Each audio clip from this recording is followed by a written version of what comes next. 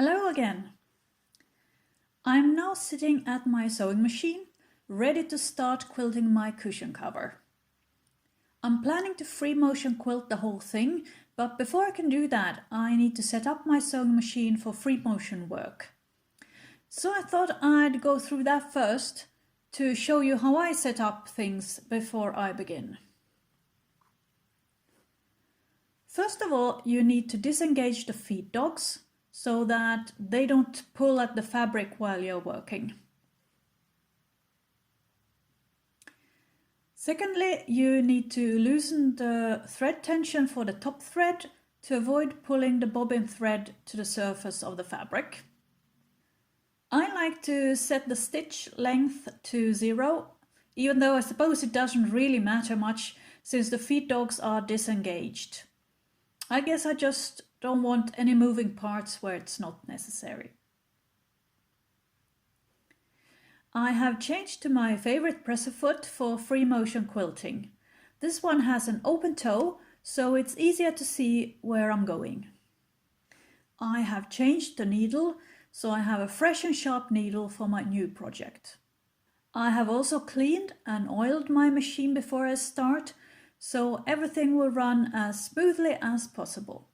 For free motion work, I have invested in a separate bobbin case.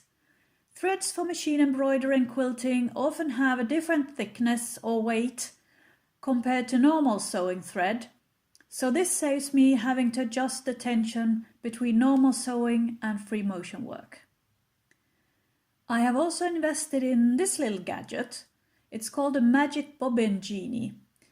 You slip it into the bobbin case before you insert the bobbin. According to the manufacturer, it eliminates backlash and bird's nest on the underside. And even though it doesn't work 100% of the time, I feel that these have been helpful. Okay, then I insert the bobbin in the bobbin case and check the thread tension. I do this by holding the thread, letting go of the bobbin case and jogging it a little bit. If the bobbin case slides down a little bit, the tension is okay. And then I insert the bobbin. The next thing I have is this small table, which slides onto the free arm of the machine. It gives me a little bigger flat working surface, which is helpful.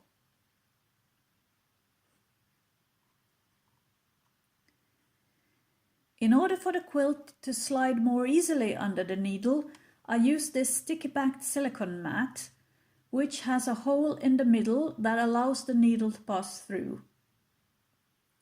This mat is called Supreme Slider. I've had it for years and I find it helpful for free motion work.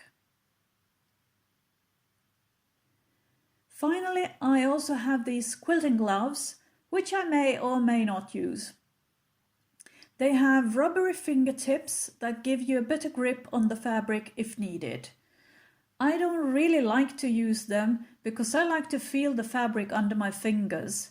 I feel more connected that way, but sometimes I will use them for ergonomic reasons. If I struggle with my grip and feel that my hands are getting crampy, I use them to spare my hands.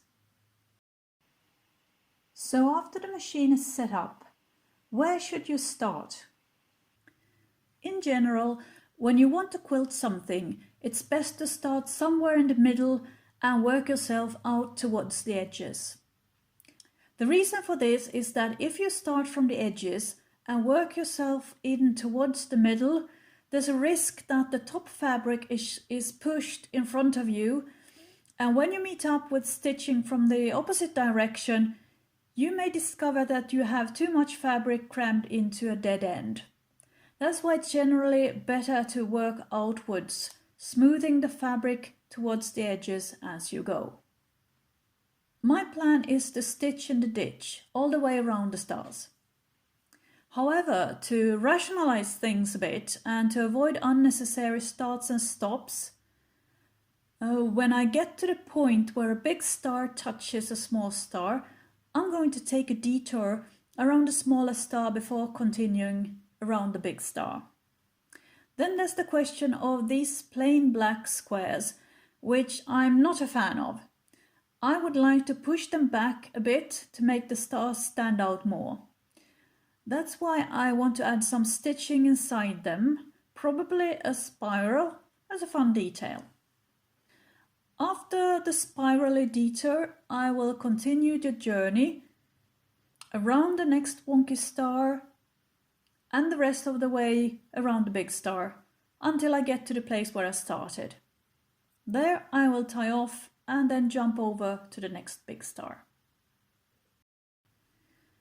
When I'm ready to start quilting, I like to first take a moment to think about where I'm going, so my brain is ready for what's coming next.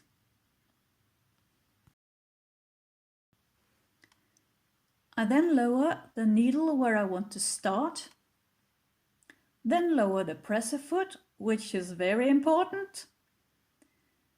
I check that the stitch length is 0, and rather than turning the wheel with my hand, I like to press the pedal once to bring up the needle with the bobbin thread. Pull out the bobbin thread, hold both thread ends in your hand,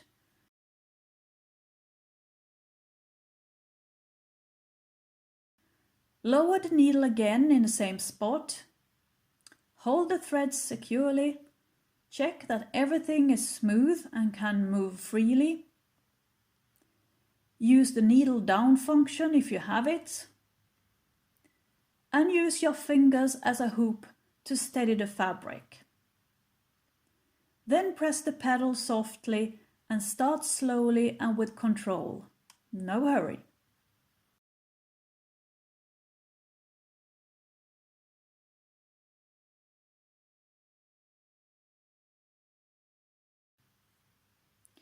Adjust the fabric bundle when you need to.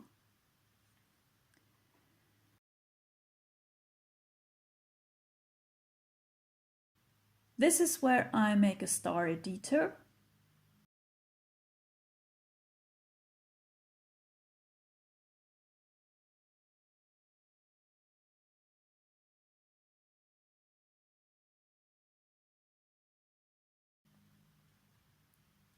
Remove pins as you reach them if they're no longer needed. Now, as I was stitching along, I noticed that the machine was skipping stitches. Now, a skipped stitch here and there is not unusual when you're working freehand, but this time it was happening a bit too frequently, so I decided to stop and investigate the matter. I will, however, leave that adventure for the next part in the series, along with another challenge that I was faced with. So consider this a cliffhanger and stay tuned. Bye!